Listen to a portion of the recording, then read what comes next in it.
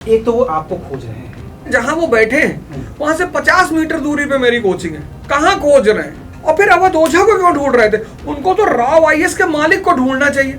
उसकी कहीं कोई फोटो नहीं है, उसका कहीं कोई नाम नहीं है। अवध ओझा को वो भावनात्मक सपोर्ट के लिए ढूंढ रहे थे, लड़ाई के लिए ढूंढ रहे थे। जब एक अटेम्प्ट बढ़ाने की बात हुई छात्रों की कोरोना के बाद, मैंने लखनऊ से दिल्ली तक साइकिल चलाकर उसका सत्याग्रह किया था। तब कितने लोग आए थे समर्थन में? हमारे देश की एक साइकोलॉजी है कि जो चीज महंगी है वो अच्छी है। भाई कई सारे ऑनलाइन संस्थानों को मैं देखता हूँ बड़े सस्ते में कोर्स करा रहे हैं, उनको कोई लेने को तैयार ही नहीं। सस्ता आप लेंगे नहीं, महंगा आप अफोर्ड नहीं कर पाएंगे, तो कहीं ना कहीं कंज्यूमर की भी तो प्रॉब्लम है। लेकिन फीस रेगुलेट कैसे होगी? फीस को तो उसका विधान बनाना पड़ेगा। ये तो मैं तो खुद एज अ कोचिंग ओनर मैं चाहता हूँ कि फीस रेगुलेट जरूर हो। शिक्षा के मुद्दों को उठाऊंगा, मैं कमर्शियलाइजेशन पे प्रहार करूंगा, एकदम करूंगा। मैं जिस तरह से कह रहा हूँ, अगर आप संघर्ष करेंगे मैं आपके साथ कदम से कदम मिलाकर चलूंगा। राष्ट्रीय राजधानी दिल्ली में एक हादसा होता है। 3 बच्चे एक कोचिंग सेंटर के बेसमेंट में डूबकर मर जाते हैं और ये पूरा हादसा सरकार, सिस्टम और कोचिंग संस्थान की नाकामी का नतीजा है, जिसकी वजह से एक प्रदर्शन पिछले 4-5 दिनों से दिल्ली में चल रहा है। और जब मैं वहां पहुंचा तो वहां के बच्चों ने एक मांग की कि अवध ओझा कहाँ हैं, विकास दिव्यकीर्ति कहाँ हैं। तो चलिए आज आपको अवध ओझा से मिलवाते हैं, उन बच्चों की सवालों का जवाब लेने की कोशिश करते हैं और ये समझने की कोशिश करते हैं कि ये जो पूरा फेल्योर है उसको ठीक कैसे किया जाए और कैसे बतौर कोचिंग मालिक ये आश्वासन दे सकें कि ऐसे हादसे दोबारा नहीं होंगे। तो शुक्रिया सर वक्त देने के लिए। बहुत सारे सवाल है सर जिसका जवाब आप दे चुके हैं कि आप कहाँ थे, आप क्यों नहीं पहुँचे, आप कब जाएंगे, आप क्या कर रहे थे, ये सारे सवाल हो चुके हैं। आगे क्या, ये हादसा कैसे रुकेगा? नहीं, ये हादसा रुकने का बस एक ही तरीका है। किसी भी हादसा का जो थीम है ना कि हादसे घटते क्यों हैं, तो सेफ्टी कॉम्प्लायंसेस पूरे नहीं किए जाते। सूरत में वही हुआ 2019 में, मुखर्जी नगर में वही हुआ 2024 में, राजकोट के गेमिंग जोन में यही हुआ 2024 में। तो सेफ्टी जो कॉम्प्लायंसेस है उसकी जिम्मेदारी ओनर की होती है और गवर्नमेंट के अधिकारियों की होती है जो एनओसी देते हैं। अगर इस लेवल पर चीजें स्ट्रिक्ट हो जाएं, जैसे पार्क में लिखा होता है यहां धूम्रपान करना मना है, लेकिन दिल्ली मेट्रो में लिखा है कि धूम्रपान करने पर 10,000 रुपए का जुर्माना होगा। तो पार्क में तो लोग जुर्रत कर लेते हैं धूम्रपान करने की, लेकिन दिल्ली मेट्रो में मैंने किसी को जुर्रत करते हुए नहीं देखा। तो जहां भी जिंदगियों का सवाल है वहां विधान की कठोर भूमिका होनी ही चाहिए। लेकिन मैं ग्राउंड पे पहुंचा हूं, ओल्ड राजेंद्र नगर की गलियों में गया, ओल्ड राजेंद्र नगर के कमरों में गया और कोचिंग्स में गया। मुझे एक चीज समझ में आई जिसको कैसे ठीक किया जाए वो आप बताएं तो बेहतर है। बच्चे कह रहे हैं कि जो बेसमेंट में लाइब्रेरी थी जिसको स्टोर रूम होना चाहिए था या पार्किंग होनी चाहिए थी, अगर हम वहां जाते हैं तो हमें 2,500 रुपए की फीस देनी पड़ती है या 3,000 मैक्सिमम है। अब चूंकि ये हादसा हुआ है तो वहां की बेसमेंट की लाइब्रेरी बंद कर दी जाएंगी, वो first floor, second floor, third floor पर शिफ्ट कर दी जाएंगी और उसी पढ़ाई का, उसी सुविधा का मुझे 6,000 रुपए देना पड़ेगा और वो हम अफोर्ड नहीं कर सकते। तो ये तो एक बड़ा नुकसान बच्चों का हुआ। बहुत सारे बच्चे से मैं बार बार ये बात कह रहा हूं कि 6,000 रुपया दिल्ली में देने से अच्छा है आप 2,000 रुपया अपने शहर में क्यों नहीं दे देते, 12 घंटा बाहर बैठ के पढ़िए। बहुत सारे बच्चे ऐसे हैं जो ऑनलाइन पढ़ सकते हैं। अब तो मैं देखता हूं, मेरा शहर गोंडा छोटा सा शहर है, वहां इतनी प्यारी लाइब्रेरियां 4-5 बनी हैं, बड़ी प्यारी प्यारी लाइब्रेरियां बनी है वहां पे। ऐसा कोई शहर नहीं जहां लाइब्रेरी कल्चर आ नहीं गया, क्योंकि अब आदमी को थोड़ा सा समूह में बैठ के ताकत मिलती है, साहस मिलता है, माहौल मिलता है। तो माहौल मेन चीज होता है। हर शहर में लाइब्रेरी है।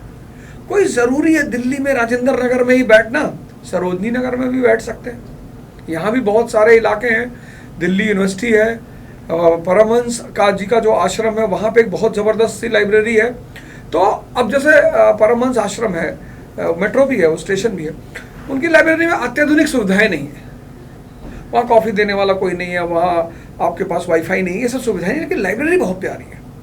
फर्स्ट फ्लोर की लाइब्रेरी है और बड़ी लंबी चौड़ी लाइब्रेरी है, आध्यात्मिक माहौल रहता है वहाँ भी काफ़ी बच्चे पढ़ते हैं। तो मैं कहता हूँ कि ठीक है, अगर आपको दिल्ली महंगा लगता है तो दिल्ली आने की ज़रूरत ही क्या है। मैं तो इस मुद्दे को बार बार उठाता हूँ कि ऑनलाइन की कोचिंग है सस्ती, हमारे शहर सस्ते, बहुत सारे शहर सस्ते, कोई ज़रूरी थोड़ी दिल्ली रश करना।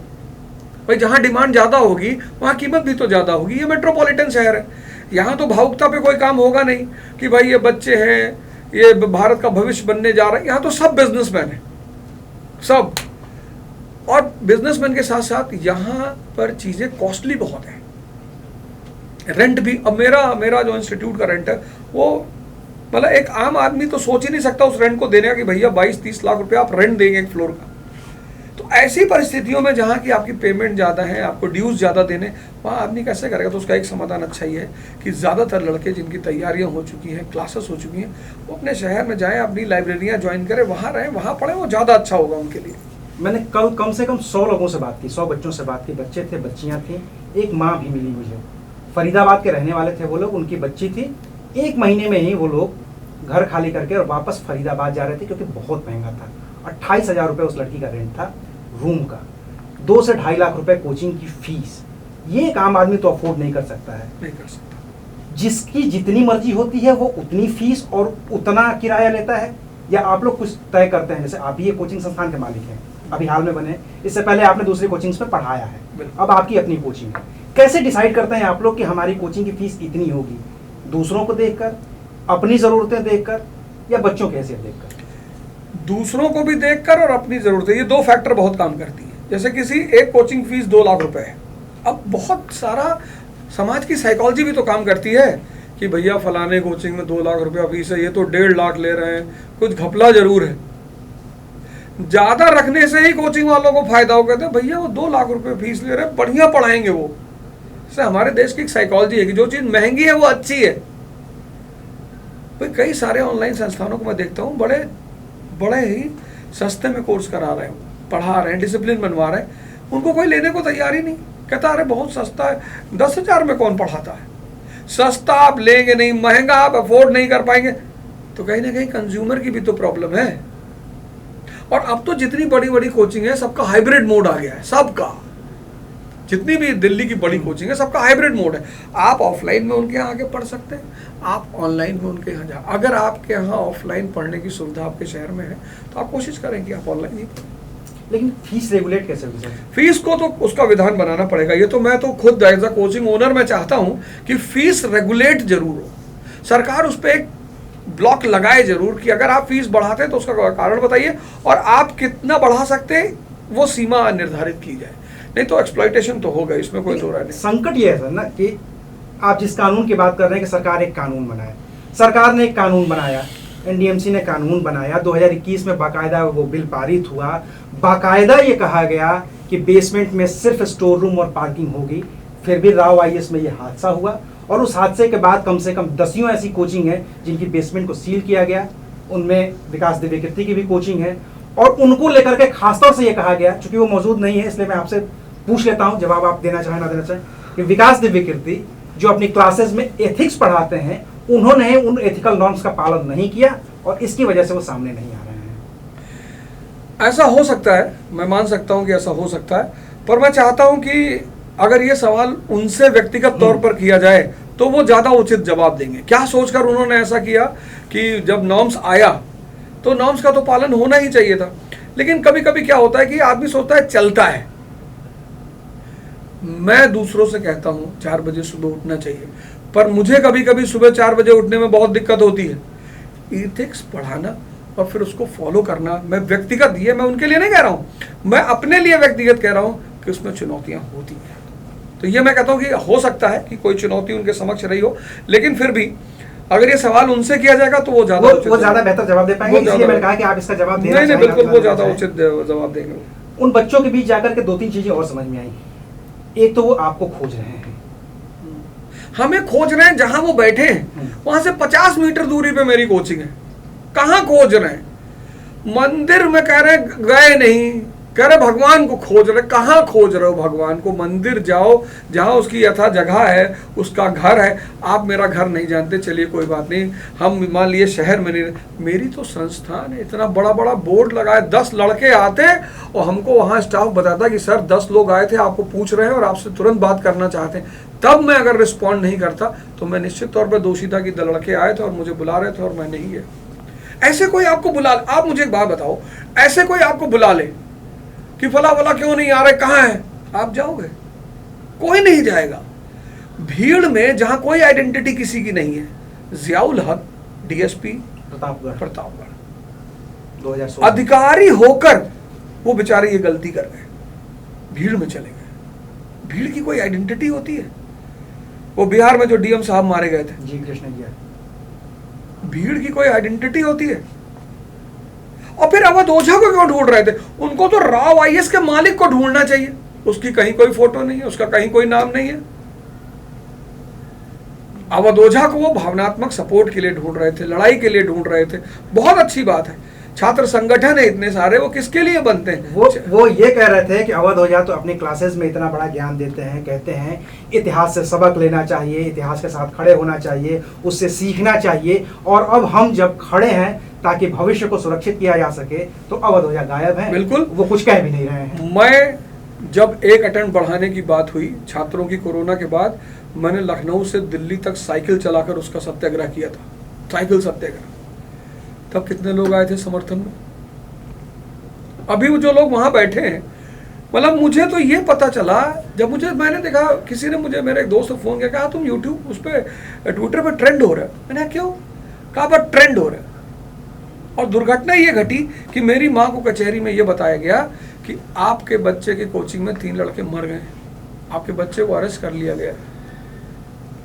भाई हमारे समाज में अभी भी कोई ये नहीं जानता यूट्यूब ट्विटर। अब मेरे माँ बाप जो इतने उम्र दराज हैं, हमें इतना समझ में नहीं आता, उनको कैसे समझ में आएगा? मतलब एक पल के लिए माहौल ये बन गया कि सारी घटना का दोषी मैं हूं, मैंने करवा डाला इसको। और ये कह रहे हैं मैं ओझा सर को बुला रहा था। ऐसे बुलाया जाता है किसी को? किसी के ऊपर आप तलवार रख दें, उसको मारे, गाली, पता नहीं क्या क्या। मैं हमेशा से, मेरे पास आते हैं हजारों लोग, मेरे पास आते हैं, समस्या व्यक्तिगत लेकर आते हैं, पढ़ाई की समस्या लेकर आते हैं, परिवार की समस्याएं लेकर आते हैं। मैं किसकी बात नहीं सुनता? कितने किस्सों को मैं यहाँ सुनाऊं बैठाकर। और ये इनको रत्ती भर इस बात का एहसास नहीं हुआ कि यार जो आदमी हमेशा मेरे साथ खड़ा रहता, मैंने इनके लिए 700 किलोमीटर साइकिल चलाया कोरोना के टाइम पे। अभी जब इनसे एबीपी लाइव पे चल रहा था, कह रहे थे मैं नाम नहीं बताऊंगा। कोई चोरी की हो जो नाम नहीं बताओगे? क्या दिक्कत है नाम बताने में? अपने नाम डिस्क्लोज करने में क्या दिक्कत है? नहीं, कल ये हो रहा था सर कि अगर जैसे बच्चे थे जिनके घर में गया, वो कह रहे हैं कि मैं नाम बता दूंगा, मकान मालिक कल को बाहर निकाल देगा मुझे, कोचिंग वाले घुसने नहीं देंगे मुझे कि तुम बहुत बड़े नेता बन रहे हो। तब क्यों? फिर वही वाली बात, जब जहां भय है वहां आंदोलन कहां है? फिर तो कल अगर कोई और बड़ी बात आ जाएगी तो पीछे हट जाएंगे, हम अकेले खड़े रह जाएंगे वहां पे कि मास्टर नेता बन रहा था बहुत। ये तो कह देंगे साहब पापा बुला लिए। जहां आंदोलन है, जब आंदोलन है, जब अधिकार मांगना है, तब तो भय के साथ तो अधिकार कभी नहीं मांगा जा सकता है। लेकिन एक शिकायत मेरी आप लोगों से है सर, व्यक्तिगत तौर पे आप कोचिंग मालिकों से। बिल्कुल। जब मैं ओल्ड राजेंद्र नगर गया, आपके पढ़ाए हुए बच्चे ही एमसीडी के अधिकारी भी होंगे, आपके पढ़ाए हुए लोग ही इसी पूरी दिल्ली में आईएएस आईपीएस हर पोस्टिंग में आपके 1-2 जानने वाले होंगे, विकास दिव्यकीर्ति के 1-2 जानने वाले होंगे, वो तमाम कोचिंग संस्थान के 1-2 जानने वाले होंगे। नंगी तार लटक रही थी पिछले दिनों, एक यूपीएससी की तैयारी करने वाला लड़का पानी भरता है, मर जाता है गाजीपुर का लड़का। उसके बाद भी आप लोग नहीं बोलते कि कम से कम भाई अपने ही अधिकारियों को बोल करके ये तार सही कराओ, कम से कम एमसीडी की सफाई कराओ, नालों की सफाई करो। आप लोग भी उसी गंदगी में अपनी कोचिंग चला रहे हैं, क्या मजबूरी है? क्यों नहीं आप लोग एकजुट हो जाता है? आप एक काम करिए, आप मेरी कोचिंग आइए, आप आइए अवध ओझा क्लासेस पूसा रोड पर, आप मेरी कोचिंग आइए। अगर एक नॉन सेफ्टी कंप्लायंस होगा तो मैं बंद कर दूंगा। नहीं, आपकी व्यक्तिगत कोचिंग की बात नहीं कर रहा, कोचिंग के बाहर पोल पे तार लटके हुए हैं। देखिए इस देश का जो संविधान है, मतलब इस देश की जो साइकोलॉजी है, अंग्रेज आए, उन्होंने कब्जा करना शुरू किया, तो जब बंगाल के लोग मार खाए तो बाकी लोग मजा ले रहे थे। यहाँ तो मेरे साथ घटना घटे तब मैं खड़ा हूँगा। ये इस देश की, यही तो इस देश की एक विडंबना है कि सब लोग वेट करते हैं कि वो घटना उनके साथ घटे। जैसे मैंने कहा कि जब मैंने साइकिल सत्याग्रह किया तो मैंने आशा किया था कि जब मैं दिल्ली एंटर करूंगा तो मुझे कम से कम 200-500 लड़के मिलेंगे। सब अपने अपने घर में बैठे हो, कोई कहीं मिला ही नहीं, कहीं नेता बन रहे हैं। ये तो हमारा मुद्दा थोड़ी उठाए, ये तो नेता बन रहे हैं। तो जब तक एक विशेष साइकोलॉजी से समाज बाहर नहीं निकलेगा कि भैया हम सबका कंसर्न है, हम सबके बच्चे हैं। अब जिसका बच्चों की डेथ हुई उनके दिलों पे क्या बीत रही होगी? कोई उनसे मिलने गया, कोई उनसे बात करने गया, कोई उनसे कहने कुछ गया? कुछ नहीं। अभी तो ये बच्चे ये कह रहे हैं कि 3 तो डेथ ये सरकार कह रही है, हमने तो और भी बॉडीज को पीछे से निकलते देखा है, ये लोग बता ही नहीं रहे हैं। इस तरह की बातें हो रही हैं और इन्हीं चीज़ों के लिए आप लोगों को खोया जा रहा है कि आप लोगों की आवाज़ को कोई अधिकारी दबा नहीं सकता है, क्योंकि आप जिस अधिकारी से बात करेंगे वो आपका निकलेगा स्टूडेंट, आपके पैर छुएगा, गुरुजी बताइए क्या दिक्कत। नहीं, पैर भले ही ना छुए, अब तो वो गवर्नमेंट ऑफ इंडिया का वो है, कार्यकर्ता काम करने वाला है, लेकिन कम से कम वो जवाब तो देगा ही। लेकिन सवाल ये उठता है, मैं बात कर रहा हूँ कि सवाल ये है कि जब घटना घटी है तो हम, जब जैसे लोग कह रहे हैं हम अवध ओझा के स्टूडेंट हैं, हम अवध ओझा से पढ़े हैं, हम 2018 में पढ़े हैं, बाकी सब बात कहने आ जाते हो, ये कहने हमसे नहीं आ रहे थे। क्यों नहीं आ रहे थे? कि अगर ये आदमी बाहर निकला और इस आदमी ने मुद्दा उठाया और संघर्ष शुरू हुआ तो कहीं मेरा नाम ना आ जाए, कहीं मेरे माँ बाप पीछे खड़े होकर मुझे ना देख ले। अभी जब मैं एबीपी पे लाइव था तो विवेक ने यही बात कही कि भगत सिंह होना चाहिए इस देश में, पर वो शायद दूसरे के घर का हो। तो तुम डिफेंड भी रहना चाहते हो, बचना भी चाहते हो और संघर्ष भी करना चाहते हो, ये संभव नहीं है। आपको बाहर निकलना पड़ेगा, आपको संघर्ष करना पड़ेगा। अब आप जाएंगे किसी दिन उन बच्चों के साथ? मैंने बुलाया है, मैंने उनमें से 2-3 बच्चे जो हैं उनको मैंने बुलाया है। मैंने कहा तुम 10 लोग आओ और हम एक ज्ञापन प्रदेश सरकार को, एक केंद्र सरकार को अपनी मांगों के साथ देते हैं और यहाँ से एक ऑफिशियल मूवमेंट की शुरुआत करते हैं। हम देखते हैं सरकारें कितनी हमारी बात को सुनती हैं। तो ये आप लोगों की प्लानिंग सिर्फ आप बच्चों के साथ जाना चाहते हैं या कोचिंग्स के और भी जो आपके साथी हैं? मैं तो सबको आमंत्रित कर रहा हूँ, कि जितने कोचिंग के मालिक हैं वो भी मेरे साथ नेतृत्व करने को तैयार हैं? एकदम तैयार हूँ मैं नेतृत्व करने की। कोचिंग के जितने भी मालिक हैं वो मेरे साथ आए और हम चल के ज्ञापन सरकार को भी देते हैं और केंद्र और प्रदेश सरकार को देते हैं। मैं तो सबको आमंत्रित कर रहा हूँ, जितनी बड़ी बड़ी कोचिंग है। पर सवाल ये कि आएगा कौन? क्योंकि जिन बातों को मैं कर रहा हूँ वो कमर्शियलाइजेशन से हट करके बातें हैं। मैं तो कह रहा हूँ 100 से 200 से ज्यादा बच्चा मत रखो क्लास में, तो फिर नुकसान हो जाएगा उनका, फिर बच्चों की फीस बढ़ेगी। फिर बच्चों अभी लाइब्रेरी जब बेसमेंट से शिफ्ट होकर के फर्स्ट फ्लोर पे आ गई तो फीस दोगुनी हो गई। अब आप कह रहे हैं कि बच्चे 200 ही कर दिए जाए जहाँ 2000 थे, बिल्कुल सेफ्टी नॉर्म्स कर दिए जाए, तब तो फीस जो 2 लाख है वो 4 लाख पे पहुंच जाएगी, 5 लाख पे पहुंच जाएगी। क्या जरूरत है 500 करोड़ रुपया कमाने की? 85 करोड़ कमा लो ना, क्या जरूरत है इतना पैसा कमाने की? इतना पैसा ले आप कहाँ लेके जाओगे भाई? किसी और बिजनेस से ज़्यादा पैसा कमा लो। जैसे मेरी जो कोचिंग है, मेरा मानना ये है कि ठीक है हम और बिजनेस से पैसे कमा लेंगे, यहाँ हमें सिर्फ एक चीज़ चाहिए। मैंने कहा कि हर कोचिंग, मेरा डिमांड एक ये भी है कि हर कोचिंग को साल के एंड में जो सिलेक्शन लिस्ट क्लास से है, साल भर जो लड़का पढ़ा है वो जारी करें। इंटरव्यू गाइडेंस का नहीं कि साल के एंड में इंटरव्यू आया, 1000 लड़कों का इंटरव्यू करा लिया, उसमें से 200 का रिजल्ट छाप दिया कि मैं ये सब हमारे यहाँ पढ़े। ये सब ड्रामेबाजी नहीं। आपके क्लास में जो लोग पढ़े हैं साल भर, आप उनकी लिस्ट जारी करें। तो फिर तो आप जिन बातों का विरोध कर, जो बातें आप कह रहे हैं वो बिजनेस के खिलाफ है, शिक्षा के फेवर में है और बिजनेस के खिलाफ है। आप किसके पक्ष में? और क्या यही वजह है कि इतनी सारी कोचिंग्स के होने के बावजूद, सैकड़ों कोचिंग्स है ना उस पूरे ओल्ड राजेंद्र नगर, मुखर्जी नगर में, सिर्फ 2 लोगों को खोजा जा रहा है, अवध ओझा और विकास द्विवेदी। ये जानबूझ के किया गया आपकी इन्हीं बातों की वजह से? बिल्कुल, इसी वजह से तो करा जा रहा था। अच्छा, ये लोग जान रहे थे कि भाई इनको ट्रेंड कराओ, तो मुझे सब पता था कि जब तुमने ट्रेंड करा ही दिया, नेता बना ही दिया, घोषित नेता तो डिक्लेयर ही कर दिया कि अवध ओझा नेतृत्व करेंगे, तो फिर अब मैं शिक्षा के मुद्दों को उठाऊंगा। मैं कमर्शियलाइजेशन पर प्रहार करूंगा, एकदम करूंगा। मैं शिक्षा के मुद्दों को उठाऊंगा कि विद्यार्थियों का भला होना चाहिए और शिक्षा को प्रोत्साहन में होना चाहिए। और 500 करोड़ की जगह 50 करोड़ रुपए कमा लो तब भी घर चलेगा और बहुत अच्छा चलेगा। बच्चों के लिए क्या मैसेज है जो प्रोटेस्ट कर रहे हैं, वो हंगर स्ट्राइक कर रहे हैं? कल मैंने देखा धूप में सफेद गमछा ओढ़े, अखबार ओढ़े वो कर रहे हैं, ये आखिरी जवाब दे दीजिए। मैं बच्चों से हाथ जोड़कर रिक्वेस्ट कर रहा हूँ कि आप चूंकि यूपीएससी के छात्र हैं, इसलिए व्यवस्थित ढंग से आंदोलन करें, ना तो समाज को कोई दिक्कत पैदा करे और ना ही व्यवस्था को कोई दिक्कत पैदा करे। मैं आपके साथ संघर्ष में हूँ। मैं जिस तरह से कह रहा हूँ, अगर आप संघर्ष करेंगे मैं आपके साथ कदम से कदम मिलाकर चलूंगा। जय हिंद, जय भारत। चलिए, तो ये थे अवध ओझा जिनकी बातें आपने सुनी और ये कह रहे हैं कि अगर मुझे बुलाया गया होता तो मैं ज़रूर जाता।